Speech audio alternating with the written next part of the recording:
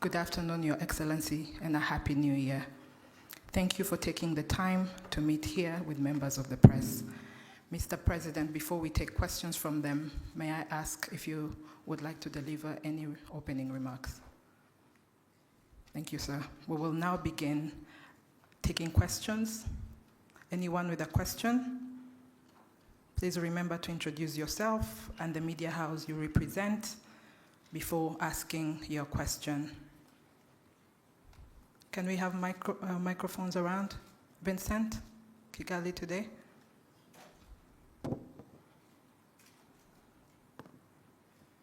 Thank you very much, Your Excellency.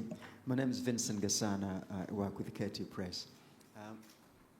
So it seems a startling thing to say, but all things considered, the crisis in the Democratic Republic of Congo could be ended in a mere matter of days if everybody else were to acknowledge the real causes of the conflict openly. But instead, people seem to be intent on focusing on claims from the UN group of expert reports. There is the recent statement from President Joao Lourenço, for instance, on the M23 rebel alliance entry into Masisi, seems to go on a supposed threat to territorial integrity of the DRC instead of the real causes of the conflict. So one wonders, Your Excellency, beyond signing more agreements that a lot of the signatories tend to promptly ignore, can Your Excellency envisage anything else that can be done to bring everybody around the real causes of the conflict and focus on that and get beyond the impasse and the obvious impediments to peace? Thank you very much indeed.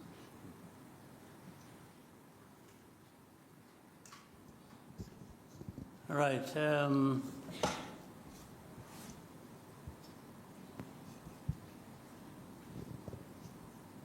Much as I said, I didn't have much to say, as was prompted by the moderator. Let me first of all welcome you and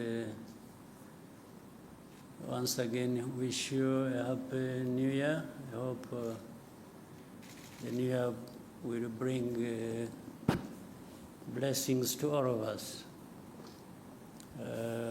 I think we had time to talk about the last year. And the last year ended well.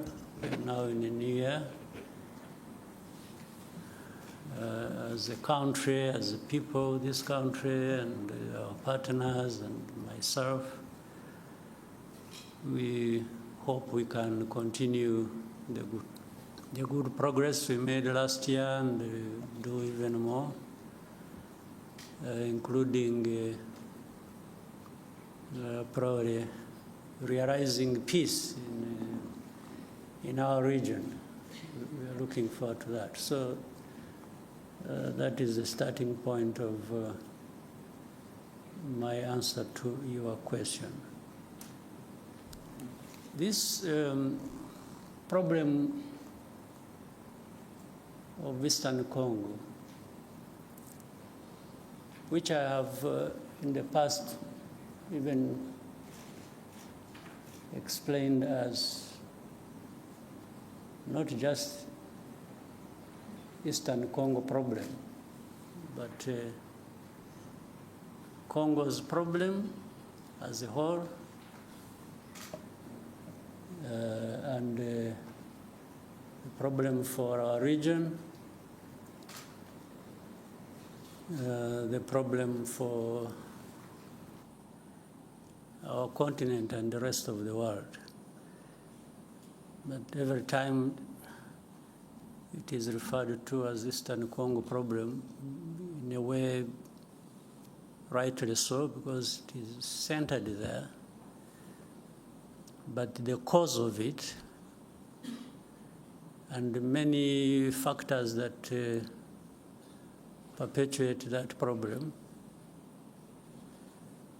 are from different parts of the world, including from the big countries as we know them, the powerful countries as we know them. In fact, that problem has roots in the history of that country, the history of our region, and the history of our continent, relating to even the early days of colonial time.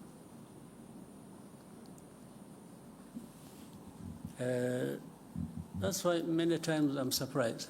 Let me go straight now to the issue raised, talking about, say, sovereignty, territorial integrity.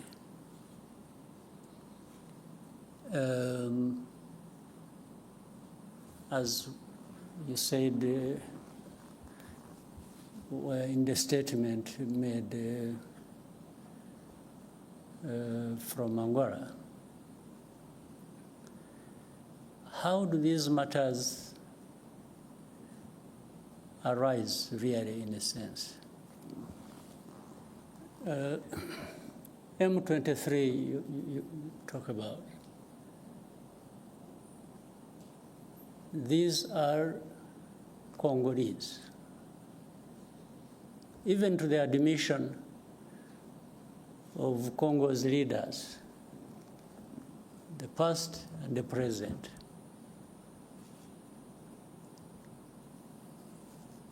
Now, why are they fighting? Why do we have over 100,000 refugees here in Rwanda, originating from that region? Why? Why do we have refugees here? Is it because Rwanda wants refugees and attracted them from Congo to come to Rwanda?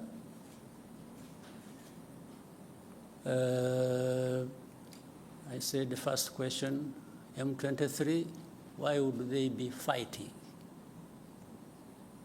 They just like fighting? So, in the fighting that is happening in Eastern Congo, and you call that violation of sovereignty, territorial integrity, how does it arise?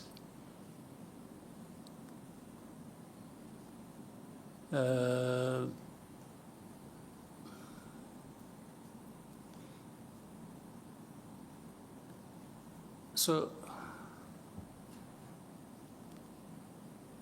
on one hand, these are Congolese. On the other hand, they are foreigners. So how do they combine these two identities? How do they happen to be Congolese on one hand, and then they are foreigners who have invaded Congo and therefore breaching everything about sovereignty and territorial integrity? Maybe they mean something else. Let me also try to explain that. Those who make such statements. I would remind them and remind you here, and I know you know, that people play like they are ignorant about things, yet they are supposed to be experts of that. This fighting that is happening in Eastern Congo, that has been going on for these last years, you mean here in this room, people don't know how that started, where it originated from? These groups fighting in Congo, the fighting that was started 2 more years ago these people fighting did not come from Rwanda as of the time the war started, or they started the fighting. Maybe I even don't know whether it qualifies as such. These people they are of Rwandese background. I don't know whether it would even be right to say they originated from Rwanda. Most of them, Congo found them where they are or where they were. It's not that there was a movement from Rwanda. Maybe some might have originated from Rwanda by this movement from Rwanda to that part, long ago. Even either before I was born or when I was a kid myself. But what I meant that Congo found these people there has to do with this history I'm talking about, of colonial times and the drawing of colonial borders. But that's why also the Congolese leaders at one point admit that these are Congolese, and then try to find another reason and say, oh, but the fighting is supported by Rwanda. But they can't tell anybody and convince anybody that the actual people who are fighting now, or who started this fighting we're talking about, came from Rwanda. They did not come from Rwanda.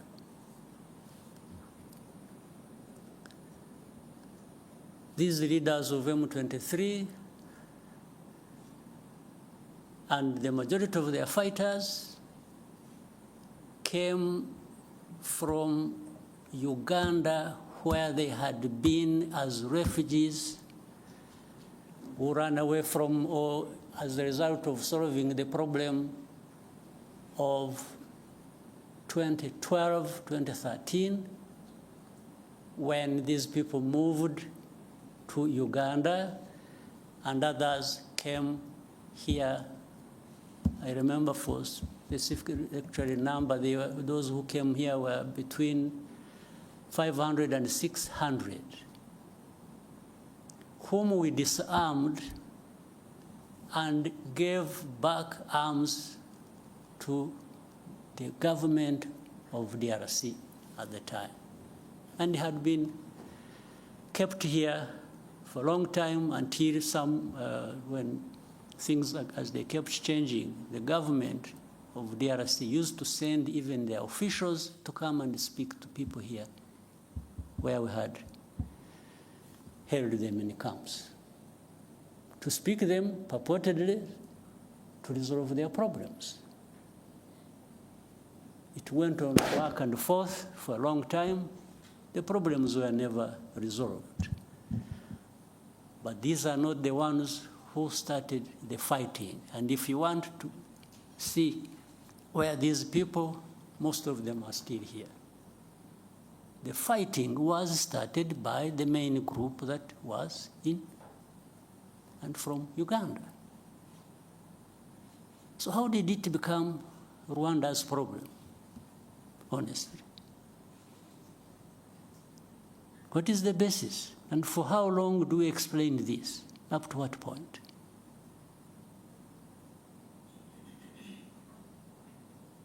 These people, the ones who lead this, and then the other hundreds of groups fighting in Eastern Congo, have nothing to do with Rwanda. The only reason Rwanda comes into question now for this is for a couple of reasons. One, these are Rwandophones. They speak in Rwanda. Well, but that is also what maybe became their main crime in Congo. So if they speak Kinyarwanda, that has turned into reasons for persecution. And that's why we have refugees here for over 2 decades.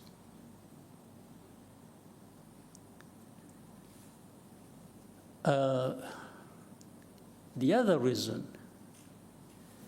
is the FDLR that has been, these genociders who have been in Congo for the last 30 years, whom the international community have really entertained. I think they have deliberately preserved them. I don't know for what. Whether it is a gift of thanks to them for having committed genocide here, or preserved them because they are anti-Rwanda and government, and therefore they would use them as and whenever that is possible against Rwanda, to control Rwanda, to manage it the way they want. Otherwise, tell me, part of the reason is MONUSCO, this UN force, is in Eastern Congo, in the DRC, was actually to address this problem of FDLR that kept changing names over time. But after 30 years, if you ask the UN and say, what happened? If you really ask them what they've been doing for the last 30 years they've been there, and with tens of billions of dollars they have spent on it, what is there to show for that effort that was made? Only to end up blaming Rwanda for everything that is happening in Eastern Congo, or really in Congo, because even all problems of Congo are blamed on Rwanda by these so-called international community members, and together and in support of the DRC government. If DRC government is not encouraged to take its own responsibility for its people and its country, and everybody joins them to blame others for their problems, how do you expect Congo to actually address these problems that affect all of us? How? So the statement you referred to, therefore, is part of this, I don't know what to call it, honestly. But it just doesn't make sense. It doesn't add up for any solution to the problems at hand that we need to be addressing. I don't see how. Well, I imagine a scenario where if we didn't have Rwanda at all, or if we could relocate Rwanda to another part of the world and remove it from here, would that solve the problems of Congo or of the region? Really? So, and people get lost in the blame game, this, that, and forget to really address the root causes of the problems we have and find a solution. And then you have geopolitics being played into all this. Then you have the blame of colonial times being managed somehow because those who were involved in the colonial times and who are blamed for it have the power to manipulate, and always fall short of doing what is right. You find they have groups they create, they say groups of experts. I mean, how do you expert in doing what? Then you find the groups of experts.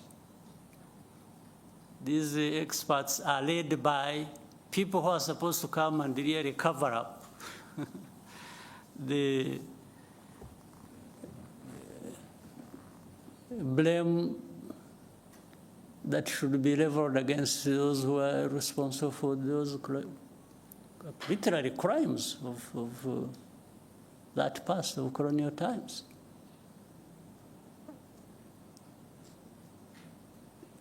And they've been here in Eastern Congo or in Congo, groups of experts. What expertise? Expertise to come and tell lies? These groups, the people making up these experts,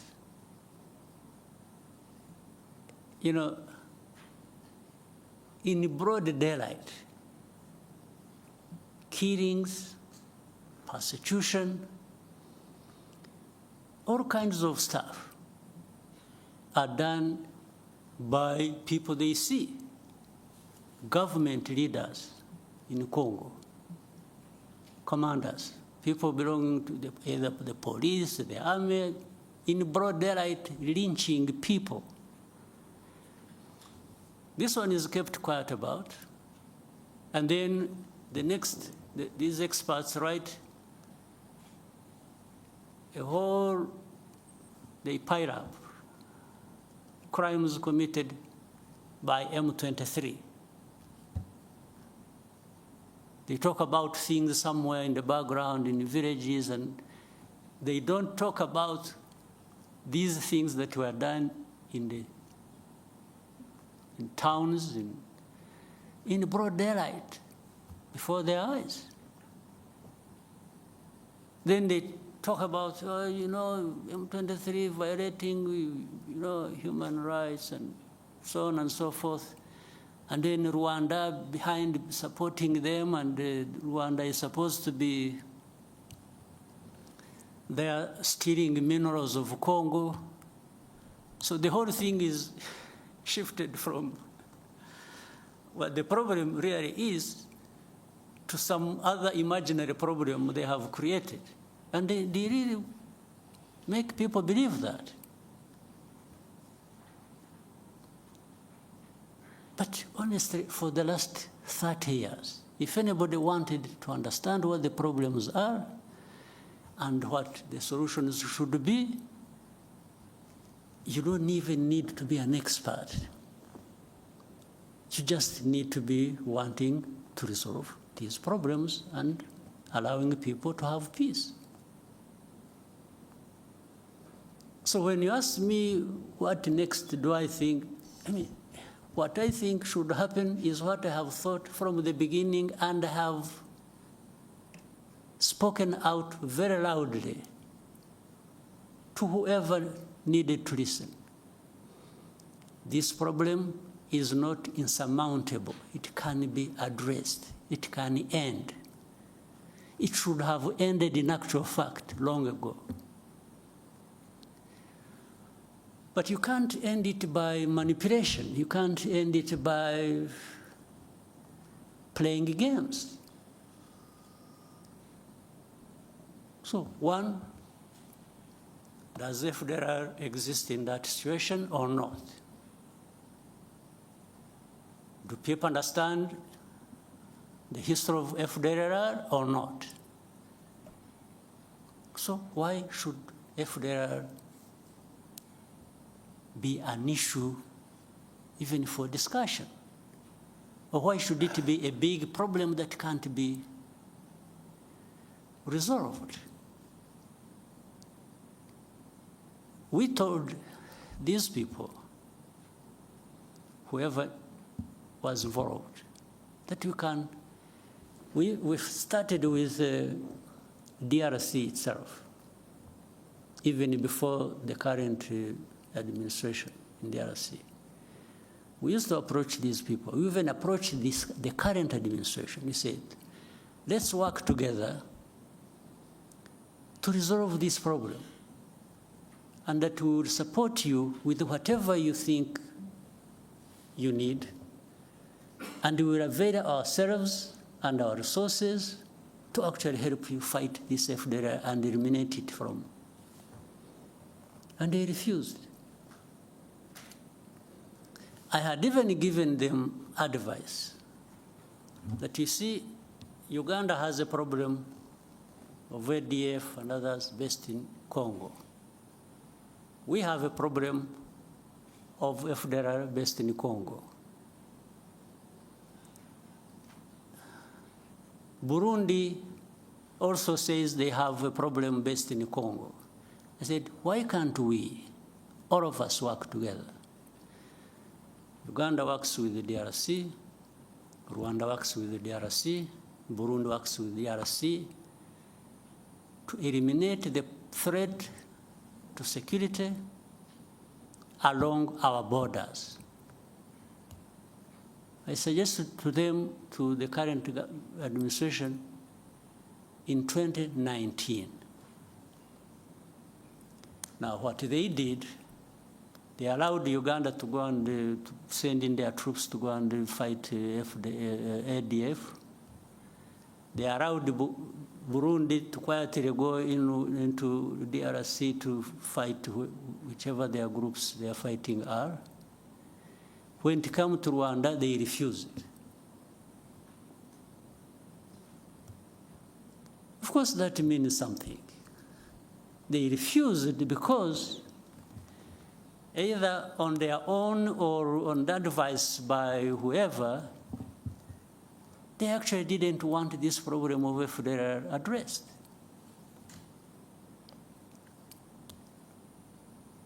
This was way before this M23 problem flared up.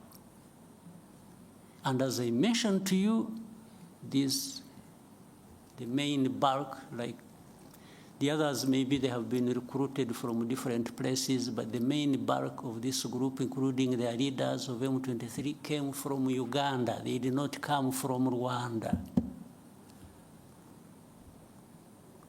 This is a basic fact you should all be knowing. Then ask yourselves, so how did it become Rwanda's problem?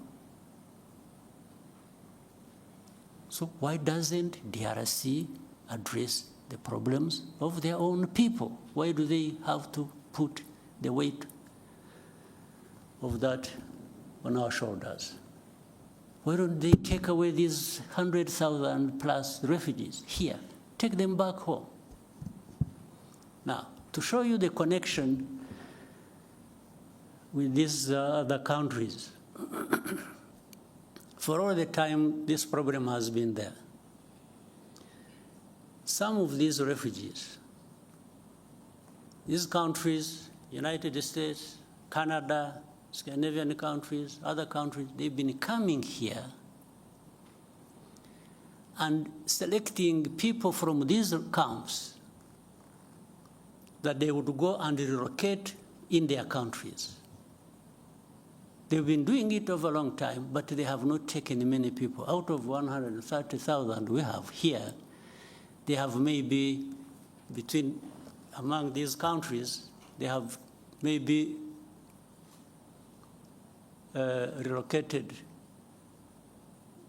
for settlement in their areas about, can't be more than 11,000. Over 20 years. So do these people come and take these refugees, or these people, knowing that they are taking Rwandese or they are taking Congolese? They definitely know they are taking Congolese. So how about those who are staying here and have not found a home anywhere in these areas? What happens to them? And they are coming every day, every time, with this fighting going on. So then they quickly find a solution in saying, let's blame Rwanda for everything. Then they make statements. Rwanda-backed M23 is doing this, is doing Rwanda every day. Rwanda must remove their forces. So I asked another time when we were having a conference like this, if anybody thinks Rwanda is in DRC, why should Rwanda be in DRC? They should ask themselves that question. If you want to blame Rwanda for being in DRC, can you also make an effort and try to reason and say, okay, but yeah, it's true, Rwanda is in DRC. Rwandan forces are in DRC. But why? Why should they be in DRC? So that's why they quickly find an answer and say, they are there to steal minerals. Okay, suppose that is also true, if you think that is true. What happened to FDLR? Or what happened to what produced refugees to be here in their hundreds of thousands? What happened? Why? Was it because RDF was stealing minerals in Congo? That's why these refugees came here?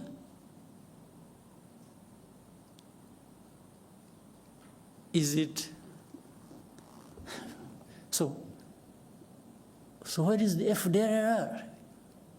FDLR is nowhere. You don't remember 2019, and later on, afterwards, 21 and so on, when there were 2019 in November, I remember there was an incursion through Virunga Mountains, invaded our country, areas of Kinigi and in Musanze. These were FDLR. Afterwards, the bombardment that came from DRC onto our territory. There we held a Commonwealth conference here.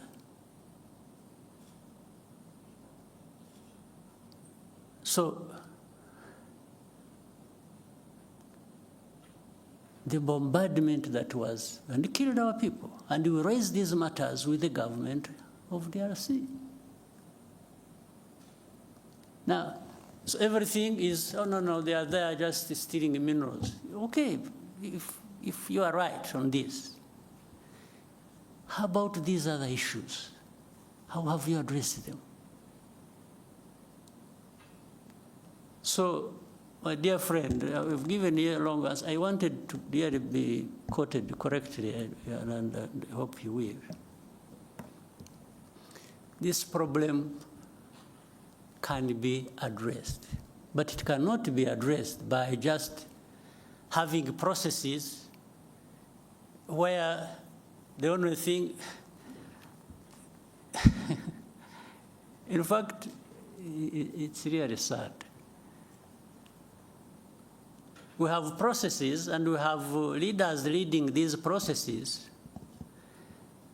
And what becomes more important is the appearance, the camera appearance. It's being seen there to be signing something.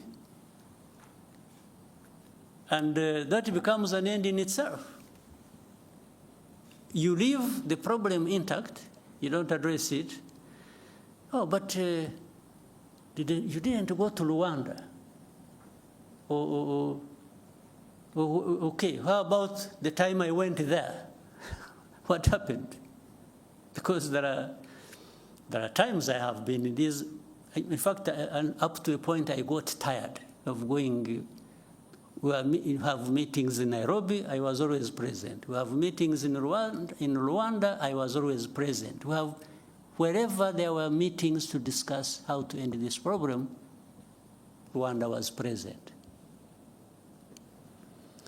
But in the end, even now as we speak, the importance is not ending the problem, the importance is in the process. It's in the appearance to be photographed and you say you were in Rwanda. So if you're not there, but I have discovered that being there and not being there amounts to the same thing. It doesn't address the problem.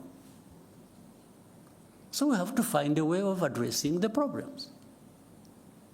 Not processes becoming an end in themselves.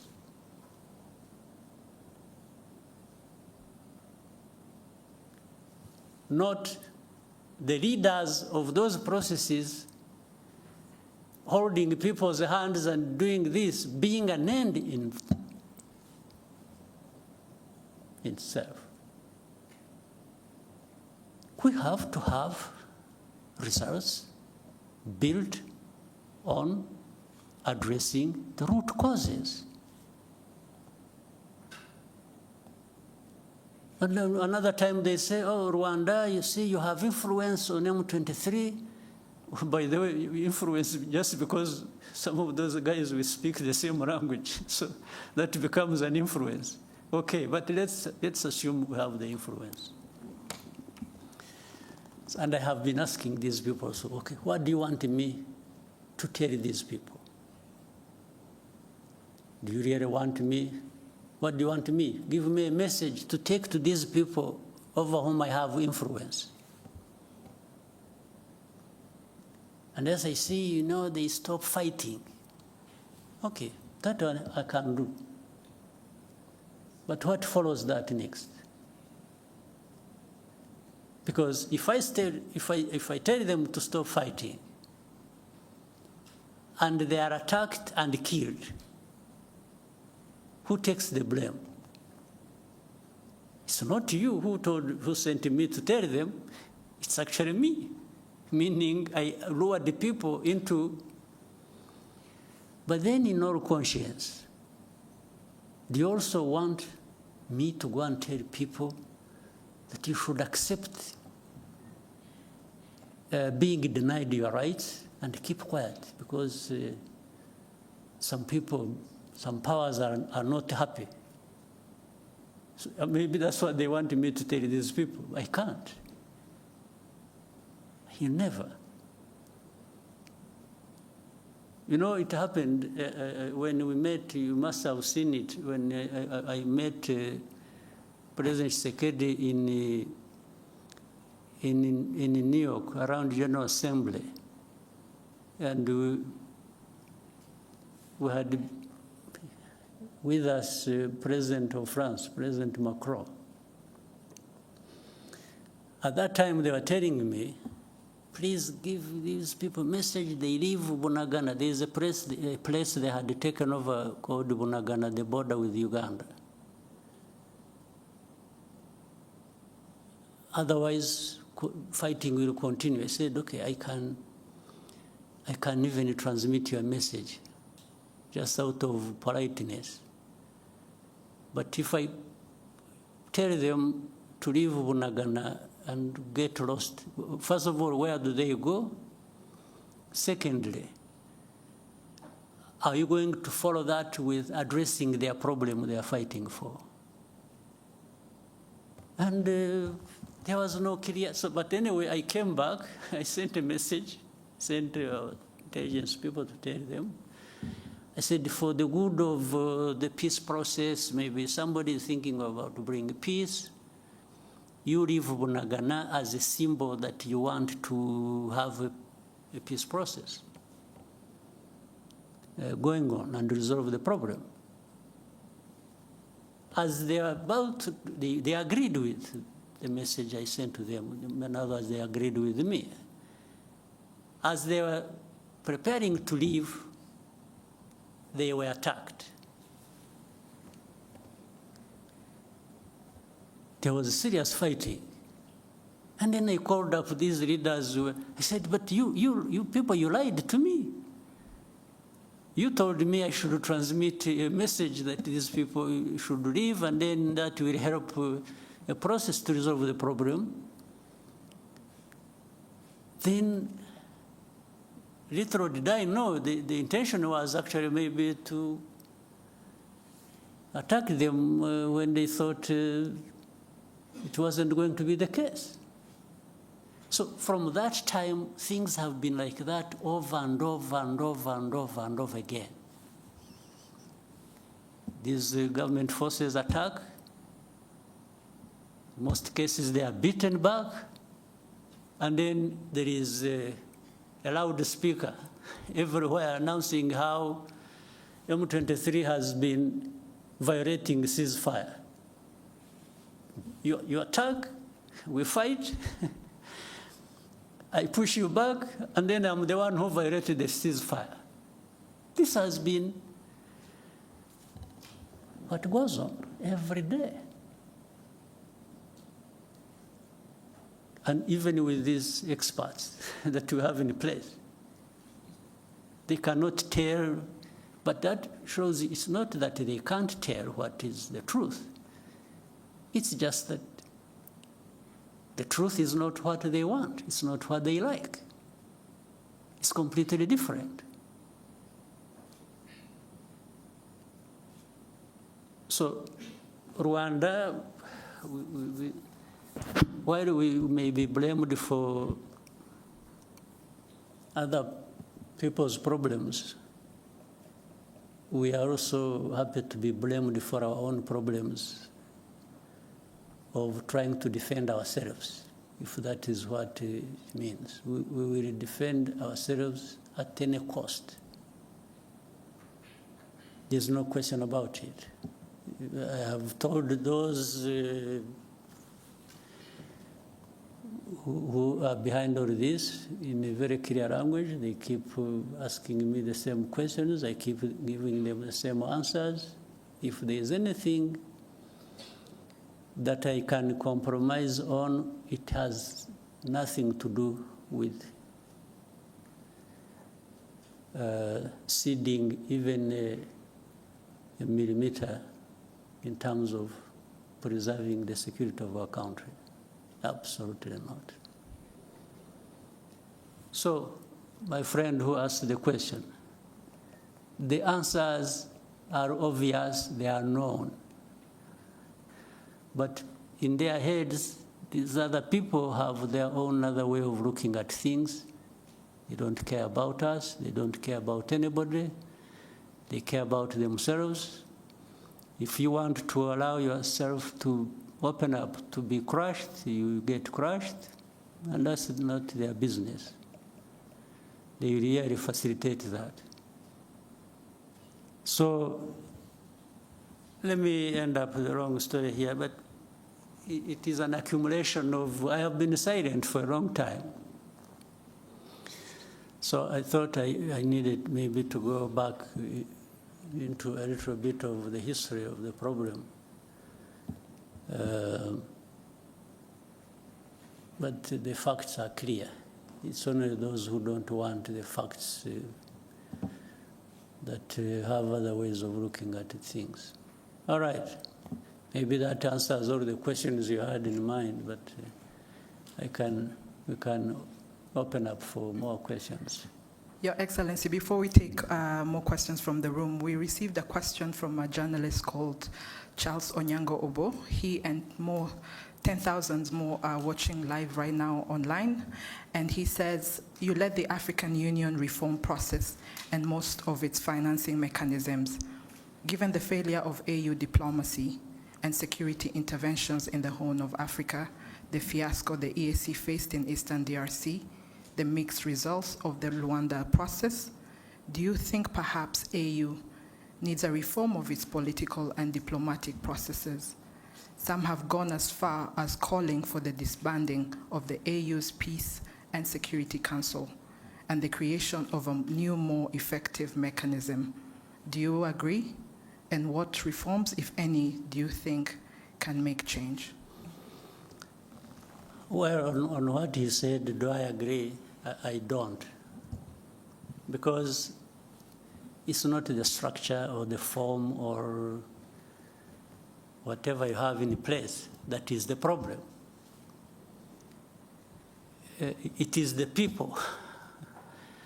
It's the leaders. It's the people working in those structures and therefore subsequently the countries they come from that are a problem.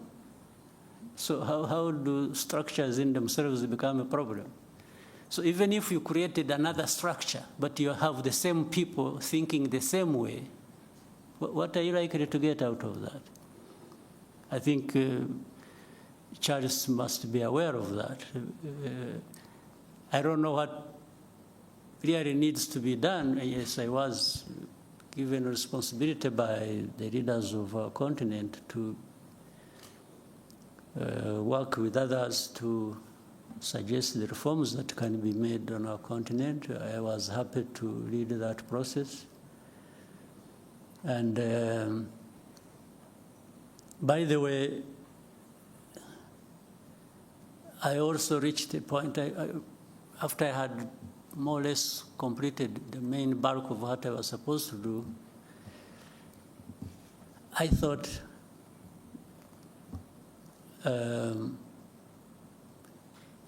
we needed maybe to find another person. Because when I was seeing some, I mean, you can hear this. We sit in meetings, leaders, I'm talking leaders, presidents, prime ministers, and others. We agree something in a room like this. Suggestions that have come from us. We agree. We put something in place. And then, in the end, nothing works. Do you think it's a problem of the process? It's a problem of the structure? What is the problem? I think the answer is obvious. The problem is us.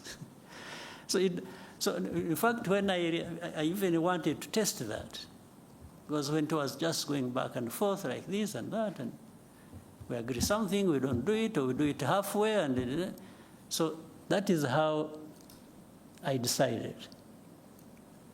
And I told the leaders in the room that, you know what, I've been very happy to serve you, but I think it has come to the time we try somebody else.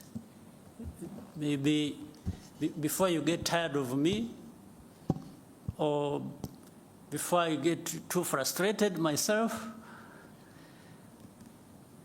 but to serve the cause of reform, I think we can, here in this room, choose somebody else to lead the process, so that we try different people, different angles of dealing with the matter, and that's how the process went to a different person, the president of Kenya, President Ruto. In fact, in the meeting, they even asked me who I think could be. So I gave them my proposition. Or was to try and make a point to me that, I was trying to make a point to these people that we have a problem we need to address. And it's not going to be one person here or one structure there. Collectively, we have a problem because we cannot adhere to even things we have suggested ourselves and agreed and put in place and make them work to serve us well. So suggesting to dismantle this and create this, and I don't think gives us any solution. The problem is in us. We need to, if we want things to work, we need to adhere to what we have agreed, what we think is important for our continent, for our people, and so we just have to keep trying with what we have in place. Yes, if there is a need to change something, sure, you can do that, but you still remain with the problem with not doing what you have agreed, irrespective of whatever changes, other changes you put in place. Right? Yes. Yeah, so I don't see that. We need to find some way. I don't know whether, some magic. Whether we need to be saved, we need to, somehow we have to find some cleansing process where we renew ourselves, and we, I don't know, we have to find something. Otherwise, we are really not serving ourselves well. Mm-hmm. We'll now come back to the room and take more questions. Yeah. RFI, and then we can come to Al Jazeera. Thank you very much. Good afternoon, Your Excellency. My name is Lucie Mouillot, and I'm the journalist for Radio France International. After the postponement of the Head of State Summit in Rwanda in December, what is the current state of the Rwanda talks? And how does Rwanda perceive the continuation of the negotiation? Thank you. What the last part, sorry? How does Rwanda perceive the continuation of the negotiations in the Rwanda talks? Yeah. For that one, I try to give it a short answer. Much as it lies in the early explanations I was giving.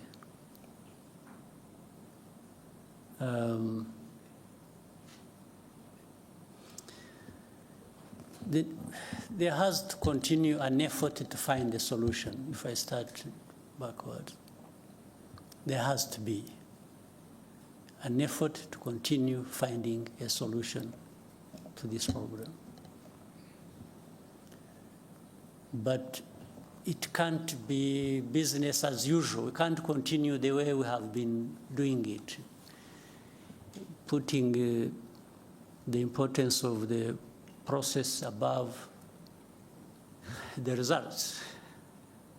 I think what we are looking for are the results, not the process. But we need the process to get there. And in the process, therefore, you need to do what is right. So on that note, really the effort has to keep in place, and we have to keep asking ourselves the right questions and finding the right answers. The FDLR question has to be answered. There is no dodging, being dodgy about that and circling around the problem endlessly. We have to find a solution. Tied with that, the internal problems of DRC, of persecuting their own people and making it our problem by giving us refugees and by giving us all sorts of names that we are supporting those people fighting for their rights in the DRC, has to find a solution. and the solution lies in internal political process or dialogue that the government can, on one hand, they say they want to talk to this, and then they say, no, we'll never talk to them, they are terrorists, and then, so you even don't get to understand what is really is it that you are dealing with. They say, no, we won't talk to them, but we shall mandate somebody else to talk to them for us. I don't know what that leads to. I can't be blamed for it, really. Do you want a solution or you don't want a solution? That's it. And if you want a solution, then the character of the process and the quality of it explains it. People can see what you are doing and you understand that you actually want a solution. So the meeting did not happen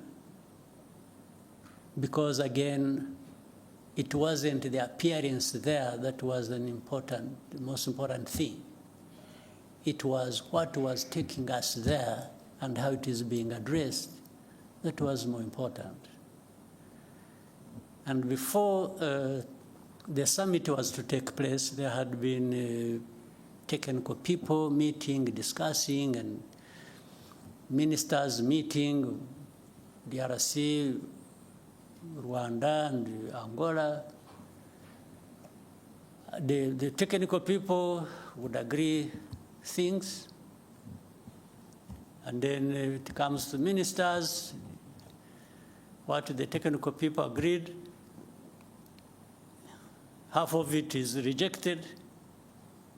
And when I'm saying this, mark you and check. It should really be rejected by DRC, not Rwanda.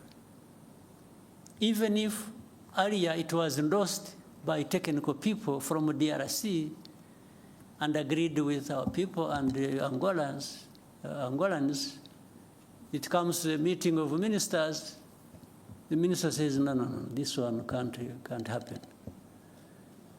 So they go on for a long time. Ministers' meeting comes and they meet, they discuss, and when they are getting close to something, the minister of DRC steps out, picks a phone call, makes a call, and comes back and says, no, I don't want this. Said, but this thing you don't want is what leads us to finding a solution. And he says, no way, I don't want. So that's, in the end, they disagreed until like maybe 3 o'clock in the morning or something. And, but still then there was insistence, no, we must go there and sign, and sign something. Not even to have another discussion, because I don't think there was even need for that to happen. So that's what killed the summit.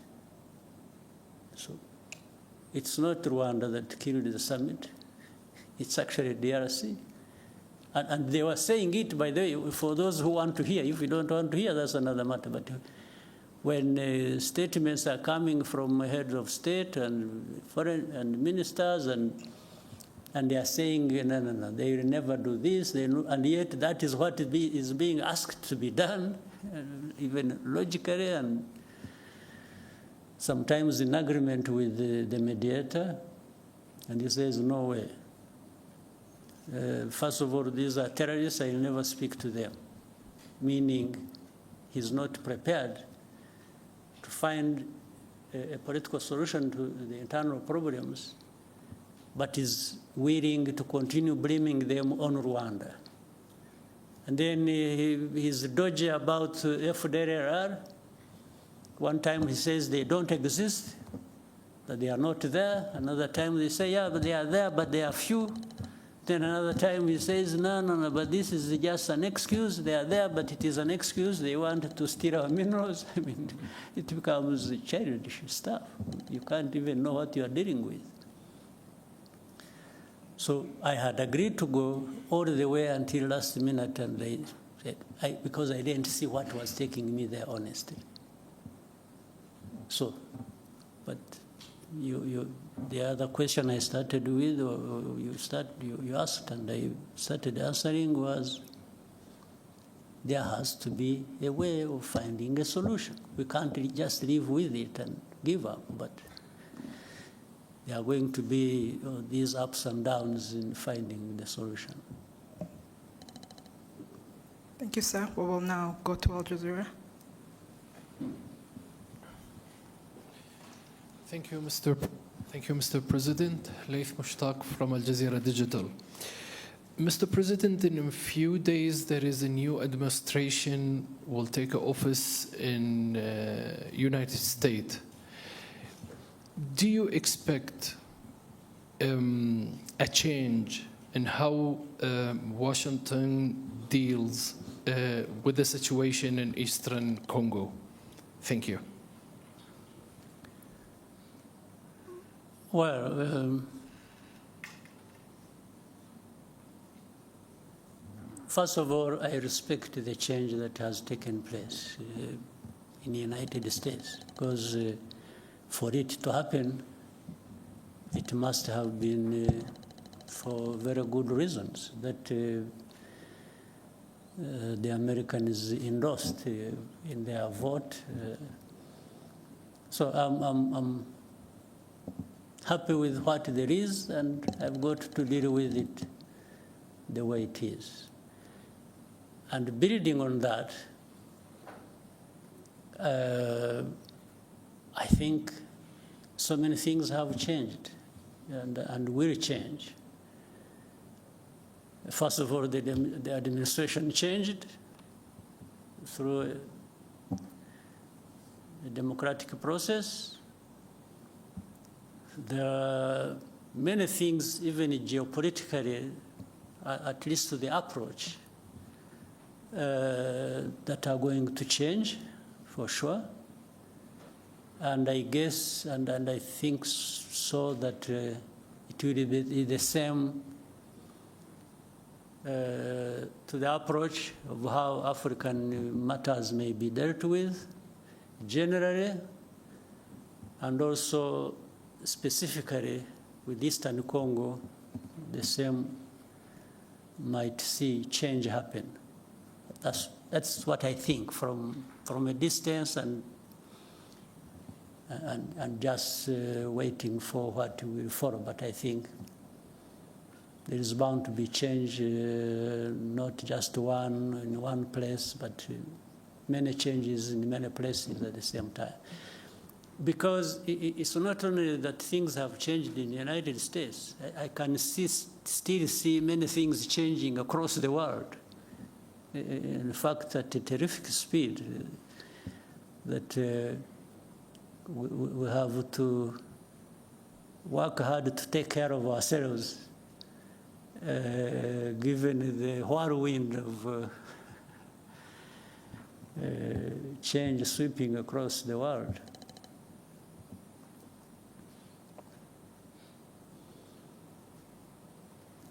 Thank you, sir. Ozwaki? Microphone. What is it? Okay, thank you. So murakoze nyakubahwa Perezida wa Repubulika, nitwa Mutuyezu Oswald, nkora kuri Radio TV channel. Guverinoma iriho ni ukuvuga abaministre barahiye ku itariki 19 z'ukwa munani, ubu hamaze gusimbuzwamo batanu. Manda ibanza yarangiye nabwo hasigayemo batanu. Impinduka tubona ko zihuta cyane. Ese bisobanuye iki ku birebana na accountability, kubazwa inshingano? Ese hakorwa iki kugira ngo bitagira imishinga cyangwa se gahunda bihungabanya, bidindiza? Mubonye n'umwanya mwavuga ku kirebana na bino bigo bitsura ubuziranenge bitatu byajyaga bimera nka babahigi benshi bayobya ryatungo uburari, ariko ubu byorohejwe. Bavuze yuko icyangombwa kimwe cy'ubuziranenge ikigo kibonye kiba gihagije. Byorohejwe gutumiza ibintu mu mahanga cyangwa kubyohereza, nta kubasaba byinshi, kereka ibirebana n'imiti. tukibaza tuti nta kintu mubona gikwiye gukorwa no mu bikorera bananiza abakiriya babo, cyane cyane za banki usanga zituma umukiriya agenda uzana ibigaruka n'ibyo bamaranye igihe ugasanga barongeye barabigutumye. Urwo rwari urugero. Murakoze.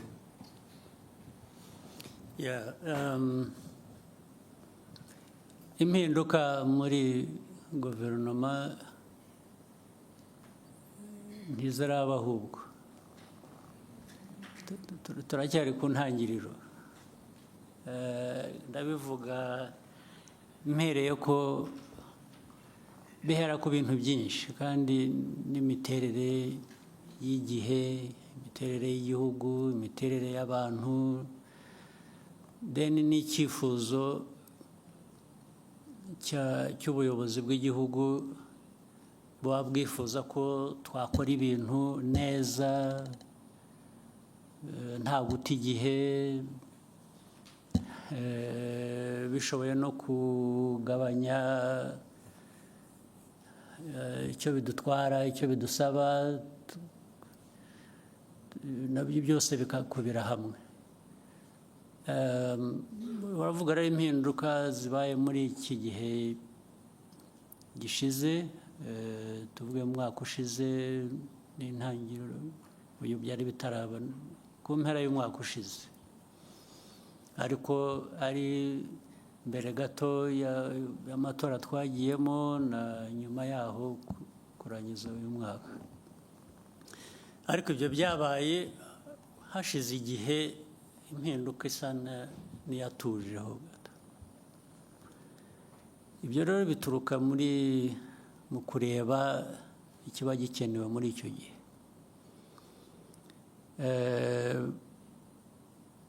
Ariko n'ubwo wambajije ikibazo, ugomba kuba ufite nawe uko ubibona cyangwa utekereza, cyane cyane binashingiye no ku bagiye bahinduka cyangwa bihindura. Ugomba kuba uvuga uti ariko aha koko hari hakenewe. Ntabwo ngusabye ngo bimbwire ubigumane mu mutima wawe, ariko nzi ko ugomba kuba ureba aha ukavuga uti ariko hariya ahubwo baradutindiye, cyangwa ahandi uti. Byose rero biva mu kugerageza, ariko dufite gushakisha gukora byinshi bishoboka, gukora ku muvuduko ushoboka kugira ngo bigabanye uburemere bw'ibibazo abantu bahura nabyo, byaba mu buhinzi n'ubworozi, byaba mu buzima, byaba mu burezi, byaba mu bikorwa remezo, byaba mu bikorera nyine nk'ibyo wari unavuze warangirijeho, nabyo ndaza kubisubiramo. Umuntu ahora ni nko kuba rwose ufite igishushanyo imbere yawe cy'ibintu byose uko biriho, uko bikorwa, babikora, hanyuma bikakwereka ikivuyemo, noneho bigashaka ngo uko wabirebaga uko ibintu bigenda ugire ibyo uhindura. Kuri jye sinzi, wenda ku bandi wenda hari ukundi babibona. Mu mikorere y'igihugu cyacu, mu gukorera igihugu cyacu, cya mbere shyira imbere, mvuge ku giti cyanjye, ni abaturage b'u Rwanda.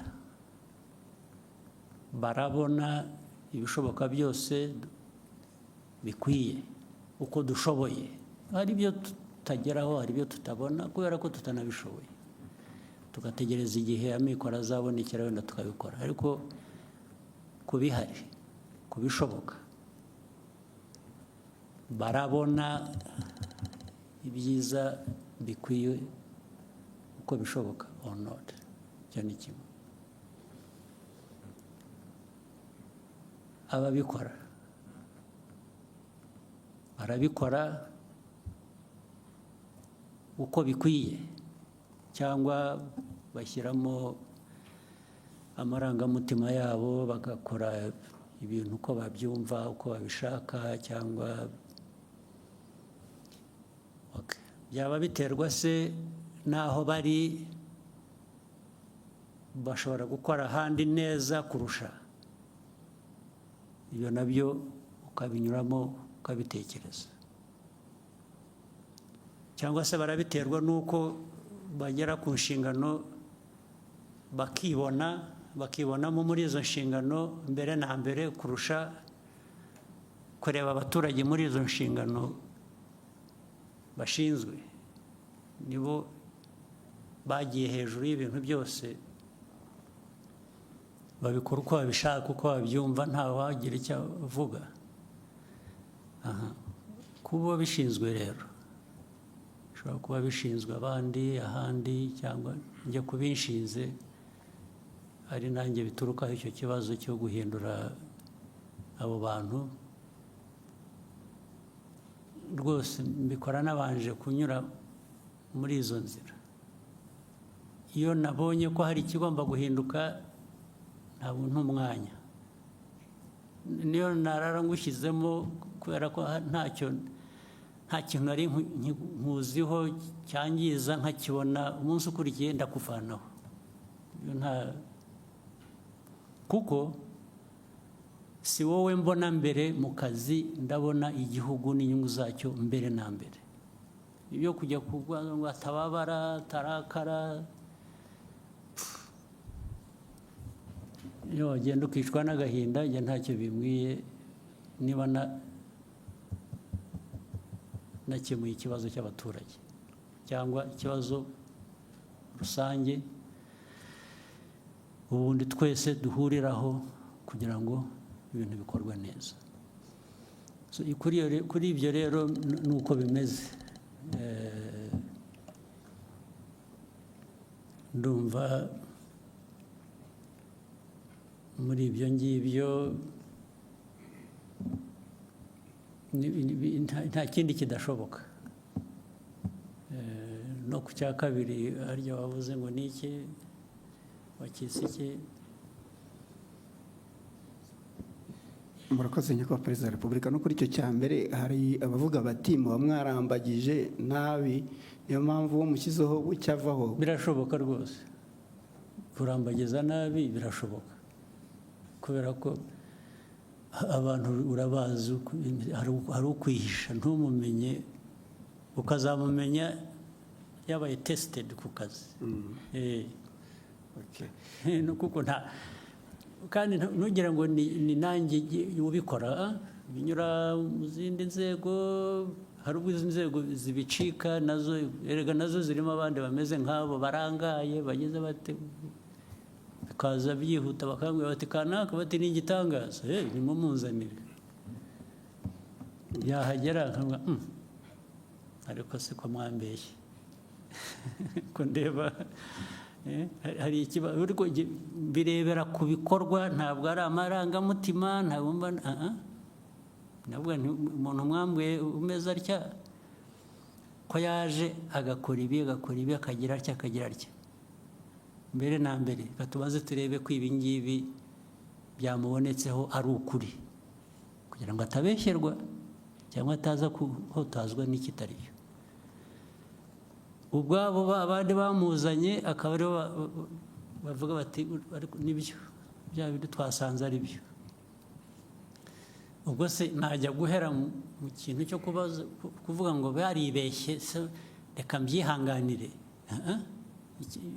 Cyabonetse kigomba kugenda gityo. Hanyuma cya kindi rero nikivugana na bino bigo bitsura ubuziranenge, ibya private sector, iby'abikorera. Iby'abikorera rwose ndemeranya nawe, tugomba gushakisha uburyo n'abikorera. Erega n'abikorera ntabwo abikorera ari ba nyamwigendaho. Abikorera bikorera mu gihugu. Niyo wikorera, iyo ukoze nabi bifite undi byangiriza. Rero hari inzego za leta, hari iz'abikorera, tugomba gushaka uko bihuzwa kugira ngo byombi bikore neza, byuzuzanye. Kuko ni igihugu tureba, igihugu kirimo abo bikorera, kirimo inzego za leta, kirimo ibintu byose. Kuri ibyo nabyo uvuga nibyo, nabyo bizagerwaho. Biba byashobokaga ngo bibe aka kanya tubivuze yaba, ariko ntabwo, ko ibintu bigenda turakuzi, ntabwo ibintu biba nk'uko ubyifuza muri ako kanya.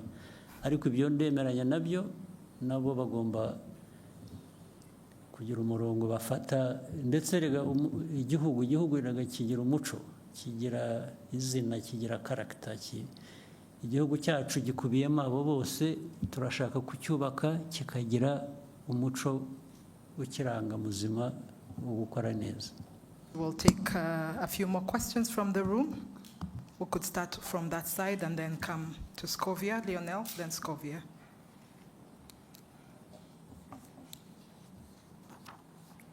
Thank you, Mr. President. We are undergoing profound changes globally in the political sphere.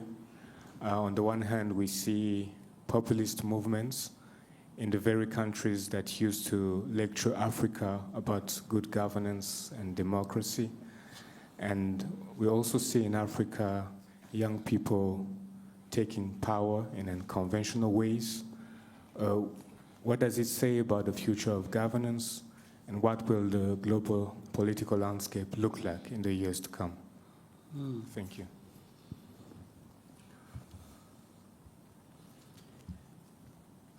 First,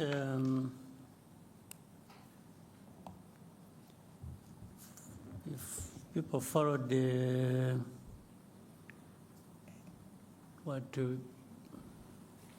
some of us would be saying for the last 20, 25 years,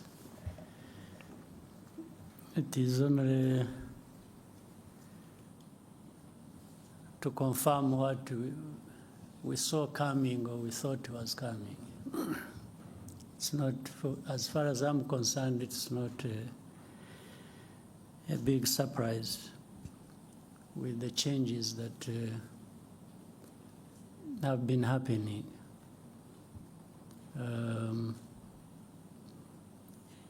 Doesn't matter whichever background or political walks of life. Things happen to an extent that the people will eventually, for one reason or another, identify more with what they find benefiting them more than other things. And that's why we should all be making an effort, those who are at the helm of political institutions or other things, to make sure we identify with what people think works for them, and work with the people to achieve that. Short of that, if you think you just impose things the way you want, and in your own way you think is what should happen, it doesn't take very long before you are surprised that.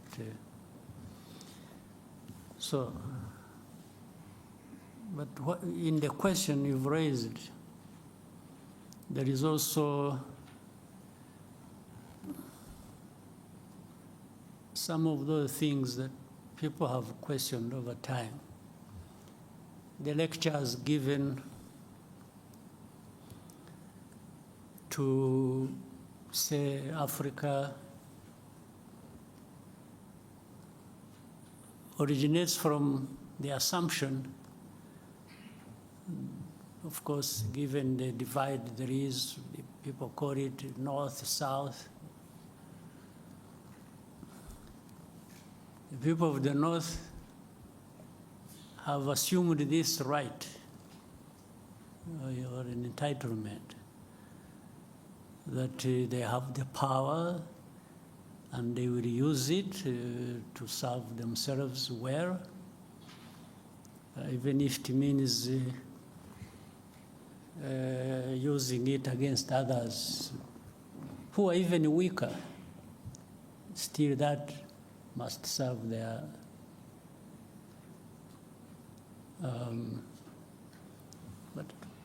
but a couple of things are interesting. While you are assuming that you have every right to take it to others and feed it to them, whether they want it or not. At the same time, at home, meaning the home of those people who think like that, there are internal processes, internal contradictions, because the people there also are saying, what are our leaders, our governments doing for us?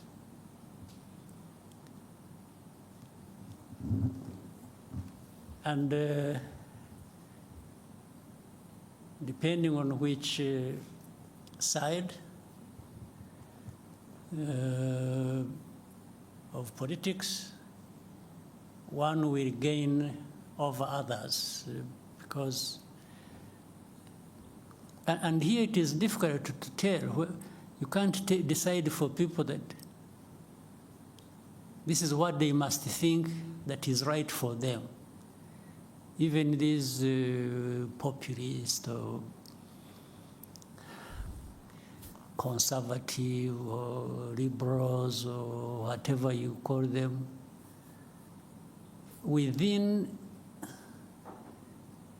there is a discussion as to whether what is happening internally among them serves the way they see things should happen internally now, before they go out and take it on to the others, those of us at the receiving end.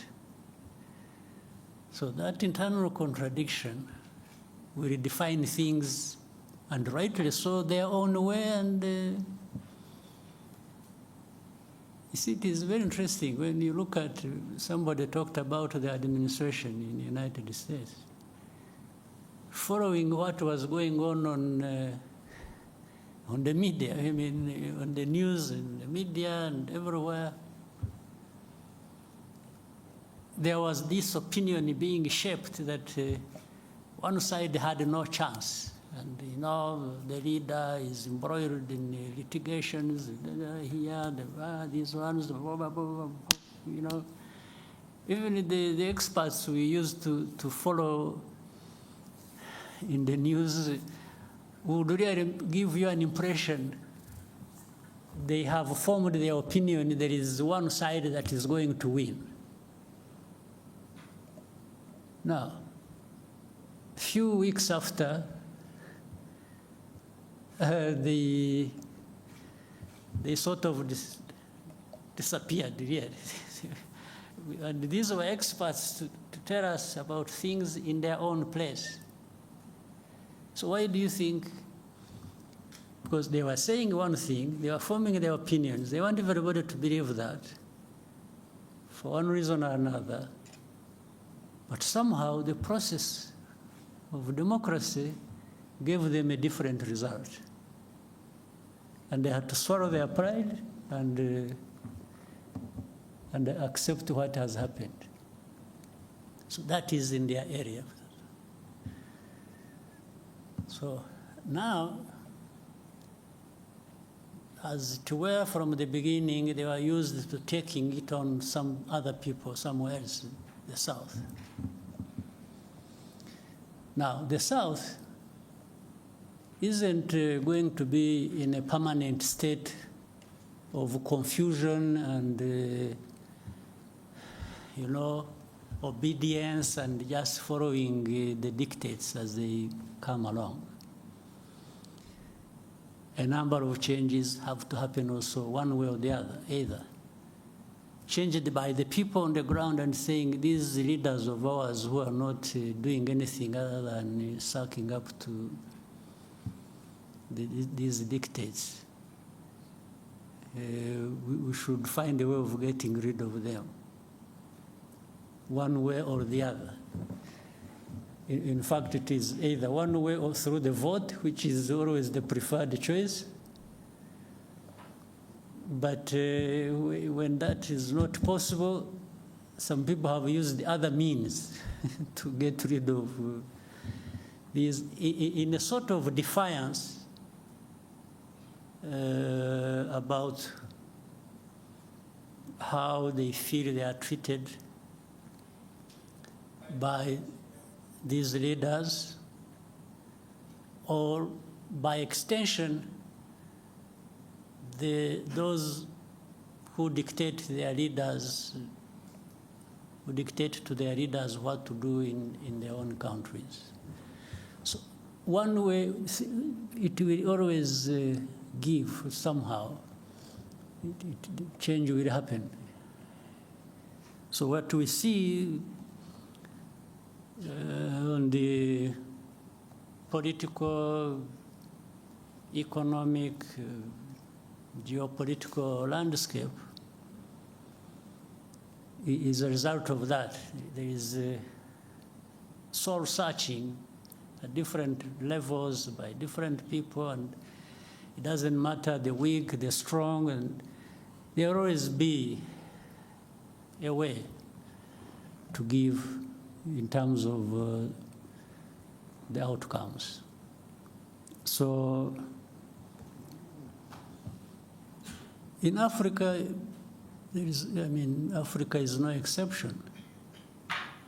You see, I have argued even openly and even to the point of probably being misunderstood.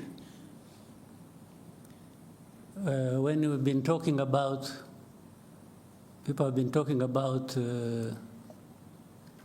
coup d'etats happening in different parts of our continent. Let me start with that. Coup d'etats are bound to happen in a place where so much is happening, and then the people either get fed up one way or the other and express themselves again one way or the other. As I said, they express themselves through the vote, or these ones who carry out coup d'etats are from this society. So they are part and parcel of the citizenry of these countries. So they are part of this dissatisfaction, resentment, anger, and injustice. Some young person. And then we say, oh, the establishment, unconstitutional means, Yes, constitutional means. But that has happened because the constitutional means did not deliver to the people to the extent that they, if you are saying it shouldn't have happened, then you should also be saying what was there before that was changed should not have been behaving the way it was behaving. Now, to the people, there is a point where they may tell you, yes, what you have is bad, the coup, bad enough. But what was there before was even worse. This is what they would tell you. So for them, they have maybe chosen between what is bad and what is worse. It's what I mean. Now, the remaining problem, which must also be addressed, it's not enough to change what you think is bad. It's also important that when such a change has happened, you must really do better than what you have removed. So these ones who carry out coups, they have a task to make sure that they justify why they removed or they did what was unconstitutional to bring change. That change must be real, must give the people what is better than what they were getting. And then that would be justified, in a sense, by that. So that is what is unfolding that we see every day. There is that struggle that goes on. So I hope certainly those who take over, while they may be condemned, in some cases rightly so, everything can be put right by new developments happening that are going to serve people much, much better than what they had before.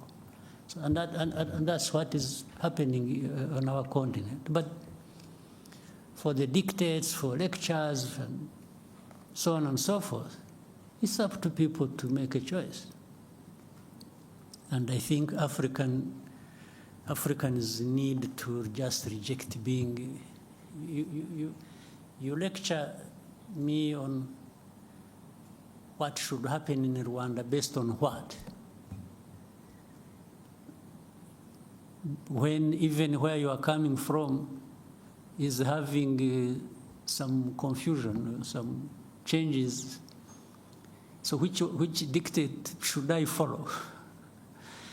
I think we should also strive to do, things the way that works for us and improves people's lives. And what is so bad is that you may follow the dictate and do the very things that will run down your country.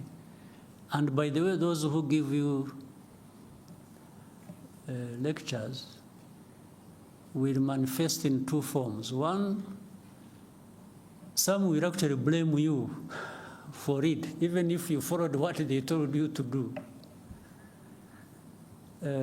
Others will help you to sink deeper into the mess you have driven yourself. So you are better off charting your own course with your people and doing what you think is right for you or what works for you, and especially if it shows in the outcomes, in the results, then really that is what all along deserved to happen. Right? Scovia?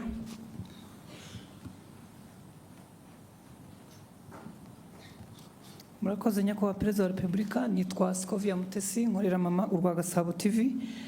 Nyakubahwa abaturage batandukanye hirya no hino mu gihugu bafite ikibazo cyaho babarirwa ko bazimurwa cyangwa hazacishwa ibikorwa remezo hagashira imyaka 2 batishyuwe kandi barabujwe kugira ikindi kintu bahakorera. Ibyo bisa na kimwe naho bacisha imihanda mu butaka bw'abantu ntibabahingurane bakavuga ngo cyari igikorwa remezo bigahwaniramo cyangwa bigahwana n'icyo gikorwa remezo. Ikindi ni kijyanye nuko amafaranga y'amanyamahanga urugero nk'amadolari, amazu menshi y'ubucuruzi mu mujyi wa Kigali n'ahandi mu mijyi itandukanye barishyuza amadolari aho kwishyuza mu Manyarwanda. Abanyarwanda bamwe bacuruza bakavuga ko bibahendesha kuko babarira amafaranga y'amanyamahanga mu yabo. Ndasoza mvuga ku kijyanye n'ubushizi cyo nari nakubajije ukambwira ngo nzakwibutse, ngira ngo ninge warangaye sinakwibutsa. Abaturage baratacyategereje guhabwa imigabane yabo muri Banque Populaire. Ndagushimiye.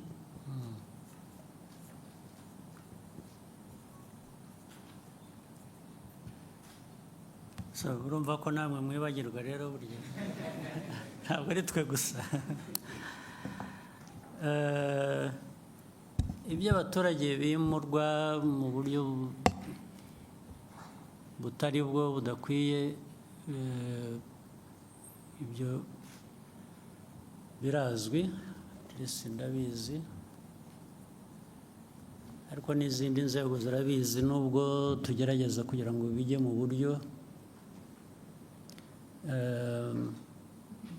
bizajya mu buryo one way or the other. Byo bitwara igihe, bibabaza abantu, bibatera igihombo, ariko byo bikwiye gukorwa.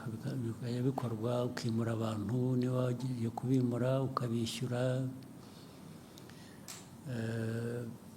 Ariko ibyo ntabwo ari ibyo gusa, wenda icyo wibagiwe kuvuga, hari impande nyinshi.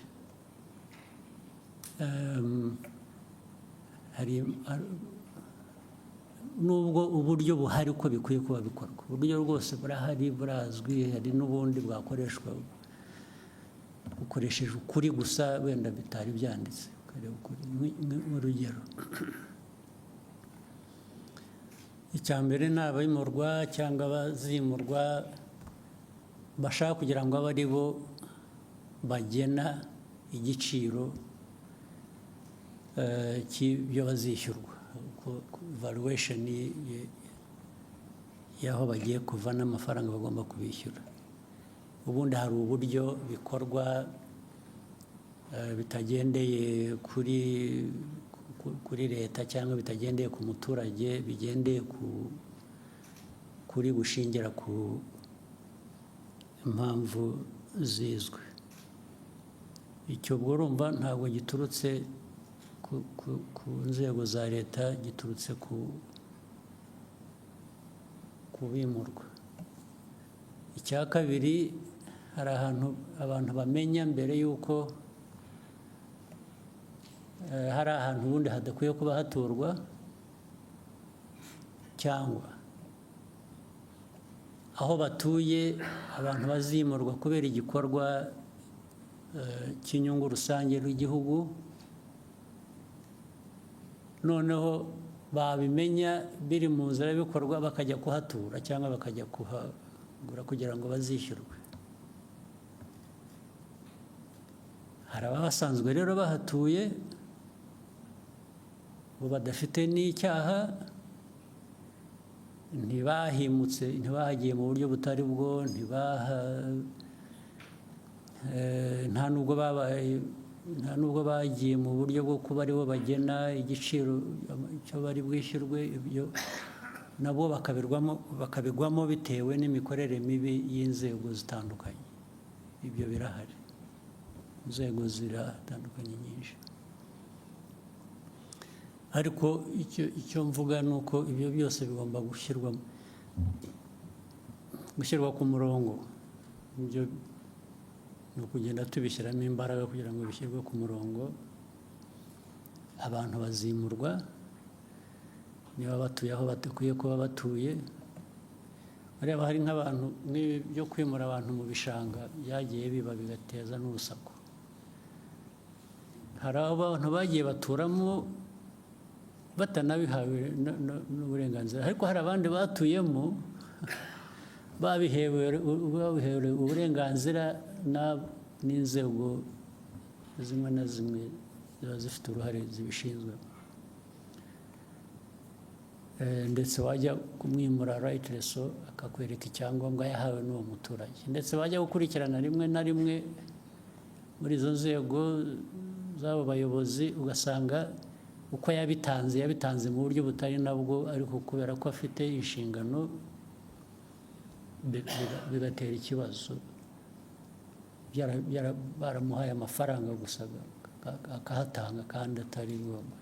Ngira ngo murabizi ko hari n'abayobozi b'inzego z'ibanze bagiye birukanwa, bahanwa, bagira bate kubera ibintu nk'ibyo ngibyo byakorwaga gutyo. Birahari rero, birahari, ariko bigomba gushyirwa mu buryo abishyurwa badafite ikibazo bagomba kwishyurwa, ntabwo babashyira mu gutegereza igihe bibatera ikindi kibazo. Abakoze ibintu bitari byo nabwo bigomba gushakirwa umuti, nabwo bigashyirwa ku murongo. Niba ari uhanwa agahanwa, niba ari wishyurwa nawe wenda ku buryo bunamufasha ngo ushobore kujya ahandi, nabyo bigakorwa. Ibyo byo birakwiye, ntabwo numva twabitindaho. ni ukureba gusa uko abantu babyihutisha kugira ngo bireke guhara ari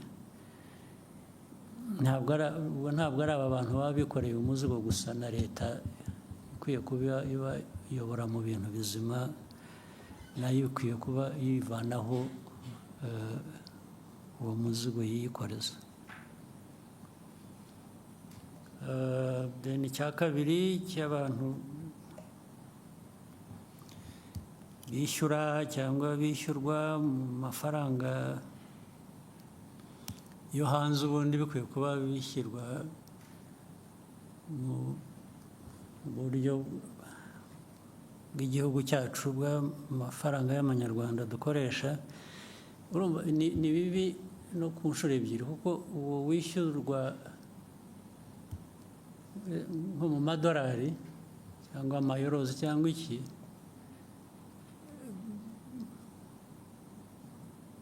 mu matagisi ntabwo yishyura mu madolari, yishyura mu manyarwanda. Ntabwo ari byo. Ntabwo uwo muntu ushyiraho ko agomba kwishyurwa nka renti cyangwa iki mu madolari, nawe aba akwiriye noneho kwishyura mu madolari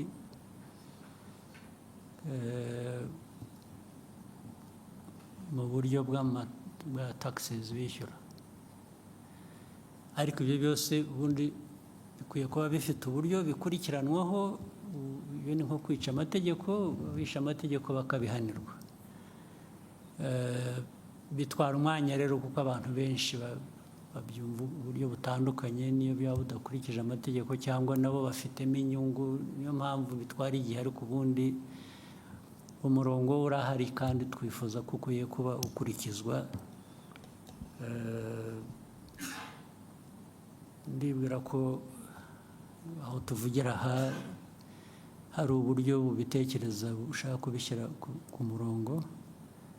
Navuga gusa ko bikwiriye kwihuta, nicyo cyangombwa, bigacika burundu. Icyo nacyo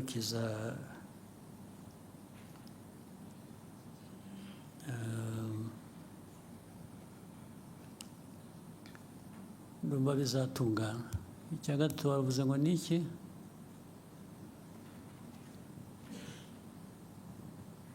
Ni abaturage bari bafite imigabane muri banki populaire. Ikibazo cy'imigabane.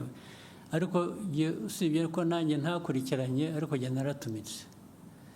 Njye nayo narabwiye ababishinzwe muri minisiteri ndetse mu kabineti ko bikwiye gukurikiranwa bigakorwa vuba. Ahubwo ikibazo cyanjye ni uko ntakurikiranye kumenya ko uko byakurikiranwa. Your Excellency, they did respond.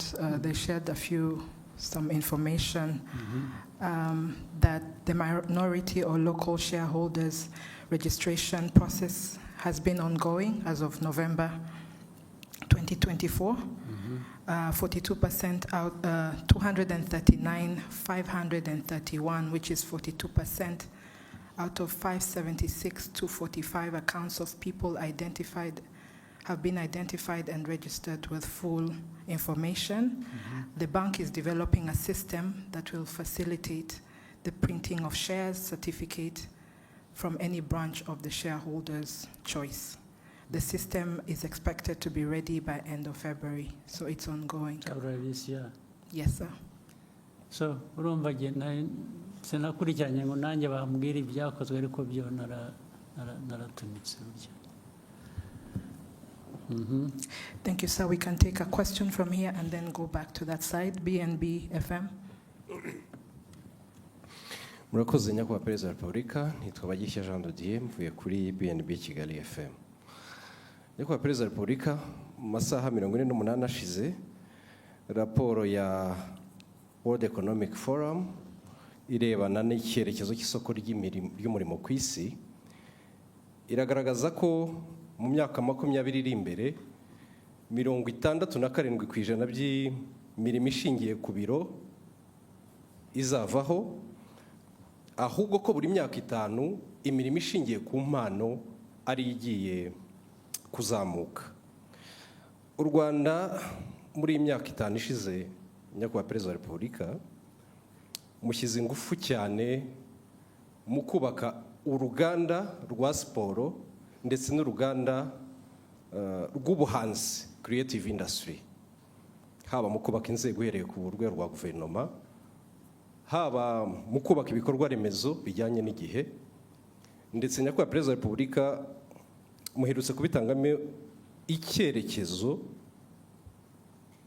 ubwo abayobozi bashya barahiraga muri minisiteri ya siporo.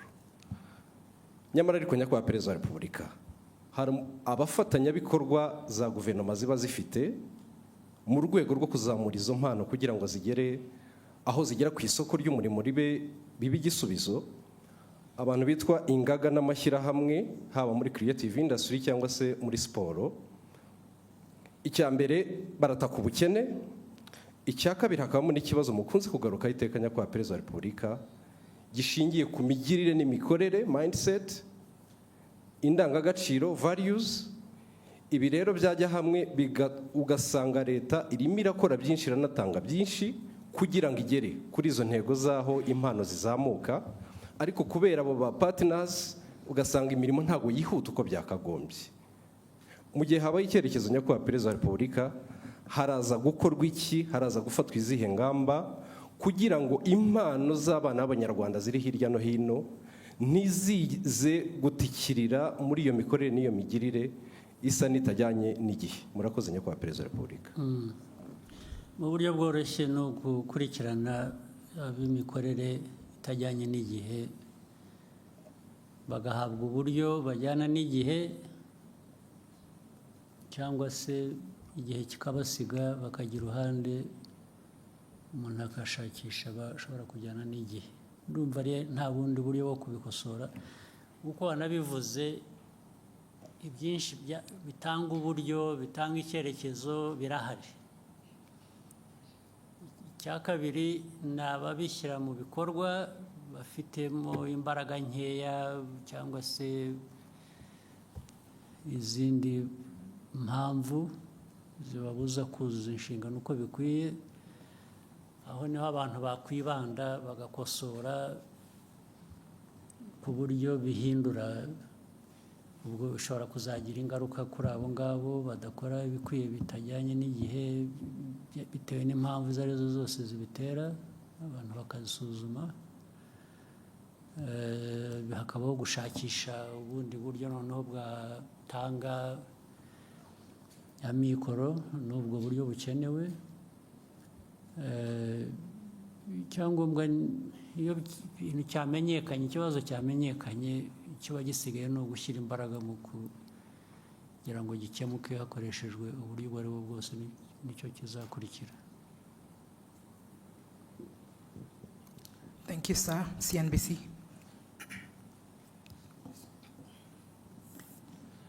Thank you, Mr. President. My name is Eric Shaka from CNBC Africa. Mr. President, talking of the African Union, my question, African Union as a permanent member of the G20, my question is about how you envision Rwanda's role in shaping the AU's agenda in advocating Africa's interest in global economic governance, particularly in areas such as climate finance, trade, investment, and debt sustainability. Thank you, Mr. President. I think that is already happening. There has been an effort to raise the stake of the continent, to have a voice, to participate in the G20 matters or other global institutions. Africa deserves to be well represented. There's no question about it. It's not a given that it will happen just because it is right and it must. But, so you have to struggle for that. And really assert, Africa needs to assert itself and make its rightful demands. And so Rwanda participates on all these. As you earlier pointed out, Rwanda at one time, 2018, chaired the African Union. From that time onwards, Rwanda was leading a reform process that AU needed. So the most important thing is to participate and participate with other African countries, people, and keep the voice loud enough to do what we need to do. So Rwanda is not, there's no country that is an island, is isolated from other countries or partner states in different organizations. So we do our best. We do our best for ourselves as a country. We do our best in contributing to what is good for the continent. Always the emphasis is cooperation, it's working together, it's, every country, every person on this continent has something to contribute. We just make sure that the contribution is made, and we make use of that by being organized, by finding ways we can be effective. So Rwanda is going to be present, has been, and it will continue. Thank you, Your Excellency. I think we may end here. I'm sure we will have sure there are no other opportunities. One or two. One or two? Yeah. Okay, Noreen.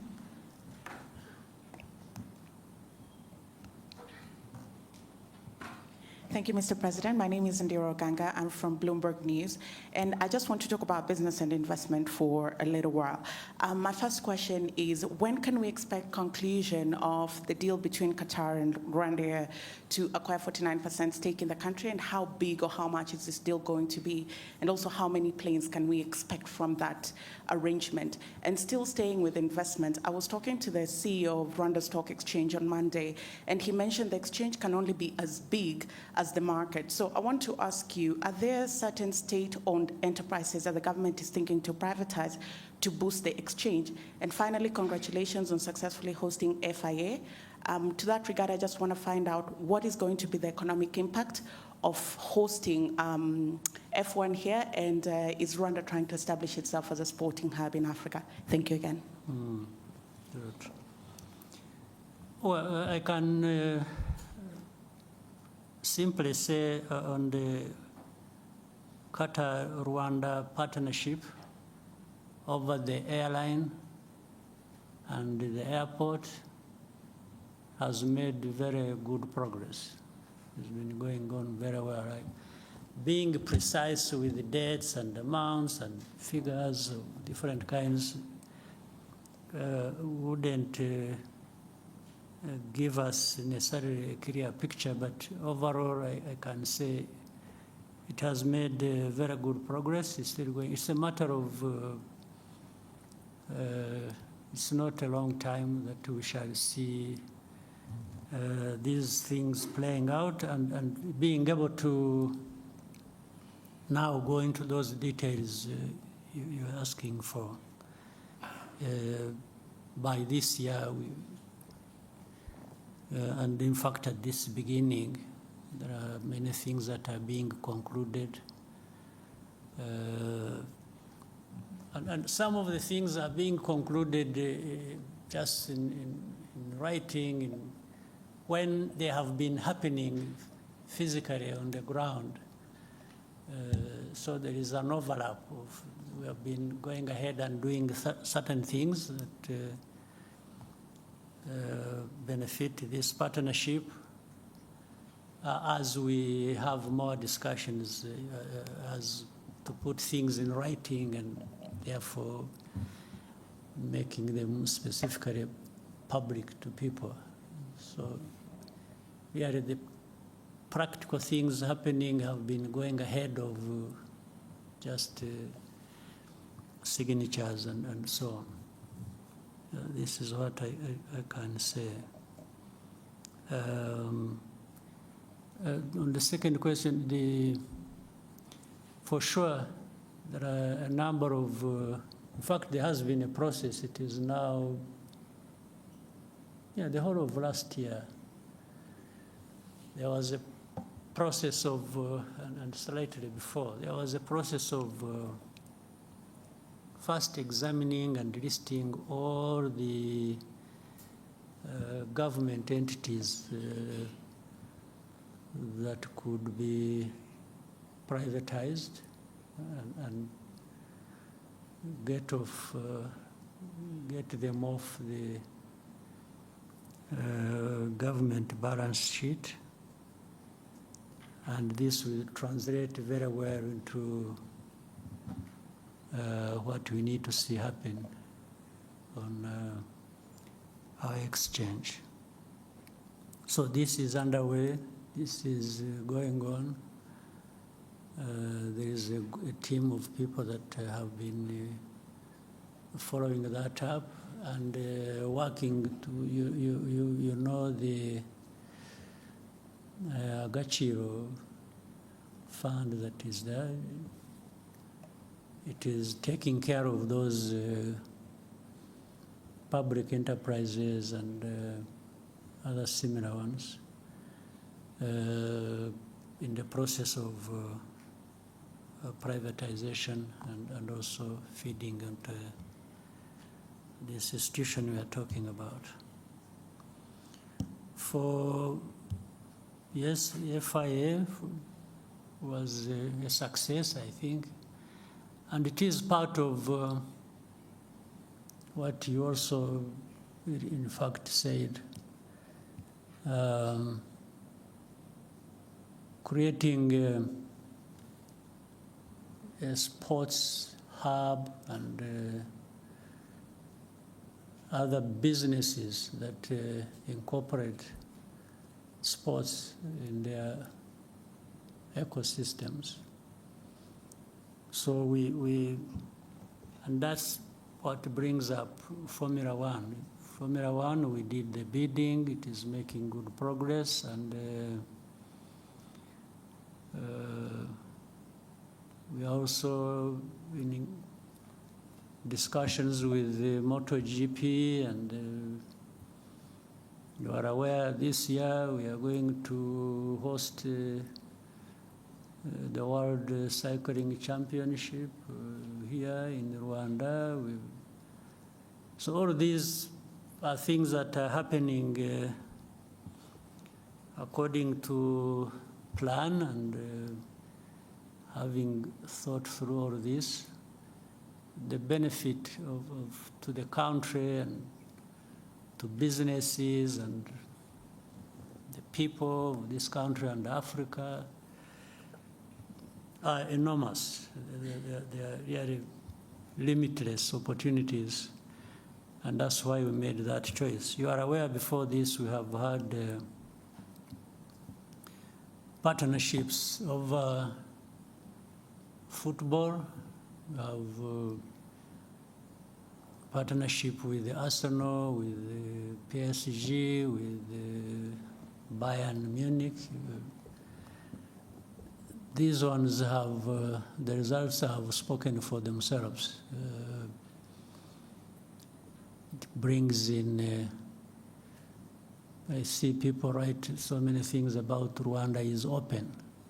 It's really open for business, open for tourism, open for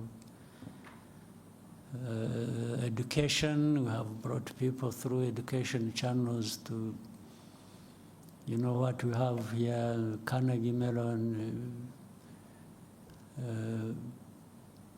and many others that have established here.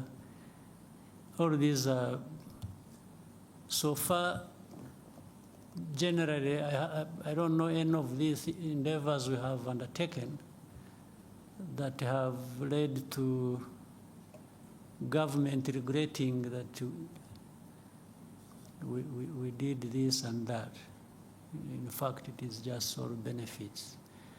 And again, with the time, the benefits become more tangible. You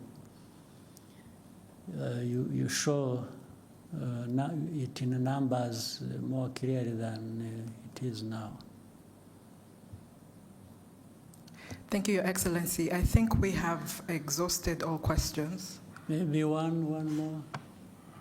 One, the gentleman in the suit. Sure, there's only one in a suit.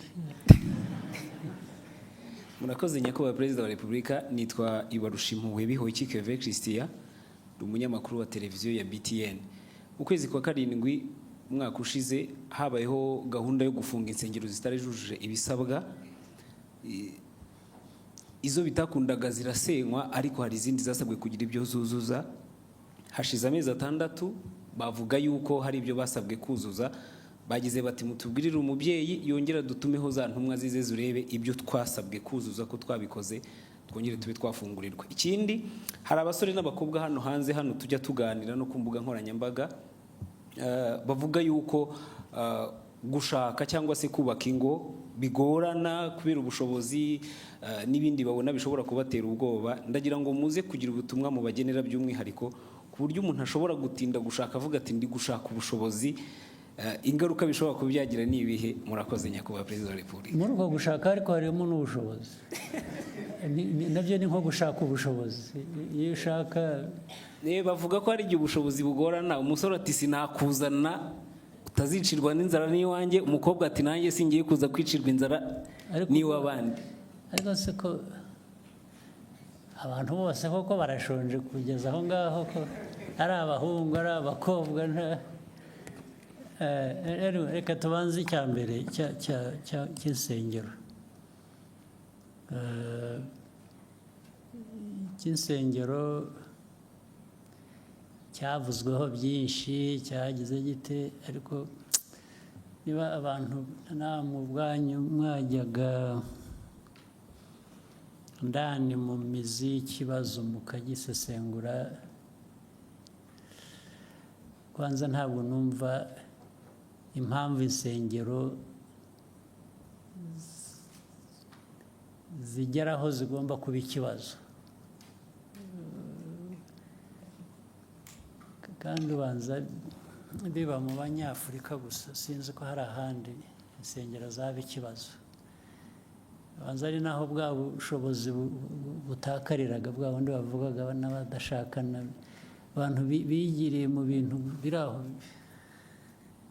by'icyuka, nawe bashoramo ngira ngo bifuza kubarangaza gusa ngo Abanyafurika murindagire mujye mu bintu nk'ibyo ngibyo. Ariko reka ibyo mbe mbirekeye aho ngaho bitaza kuvamo ibindi byinshi. Njye ku kibazo ubwacyo, hari insengero usibye ko ayo mateka yabyo ntashaka kuyatindaho ariko adasobanutse.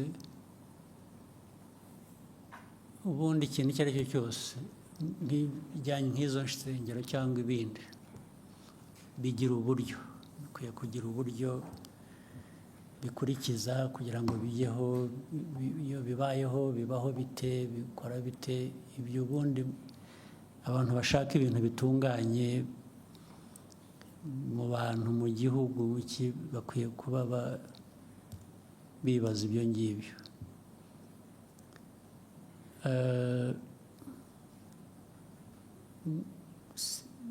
Ngira ngo mu byo wanavuze uremeranya nuko abo bantu hari ibyo bagomba kuba bujuje batari bujuje, noneho bakaba barabyujuje.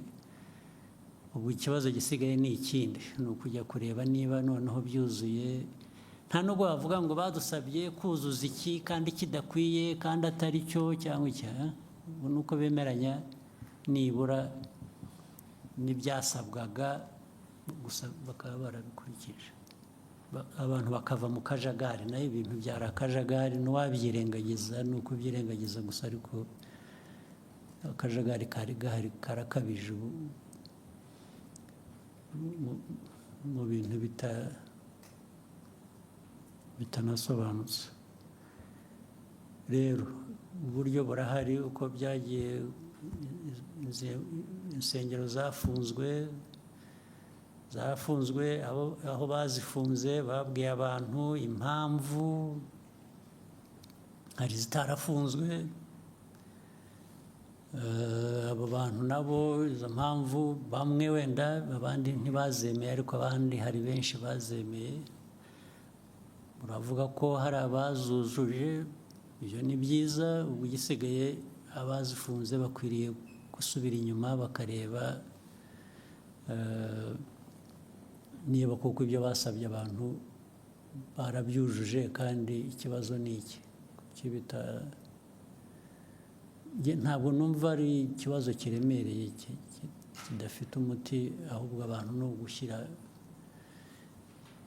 mu bikorwa ibyo bakwiriye gukora ntabwo rero mbona ikibazo hanyuma ibyo kindi cy'ubukene buri mu bantu ni ikibazo nyine turwana nacyo buri munsi ibyo twavuze aha byose igihugu aho kiva aho kigana ibyo gikora ibi byambazwaga bijyanye n'ibyo dukora muri siporo n'ibyo tujya gute hari byinshi tubari kujya no mu buhinzi n'ubworozi tukavuga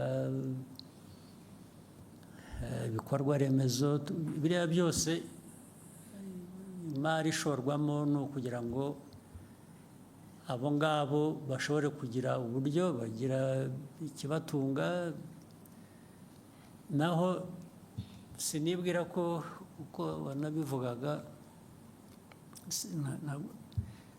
cyangwa uko nabiheraho ntabwo nibwira ko u Rwanda noneho dukwiriye gushyiraho fund ingengo y'imari kugira ngo dufashe abashaka gushakana babuze amikoro ntabwo twabivamo ni ukuri ariko ibi byose bikorwa bindi byose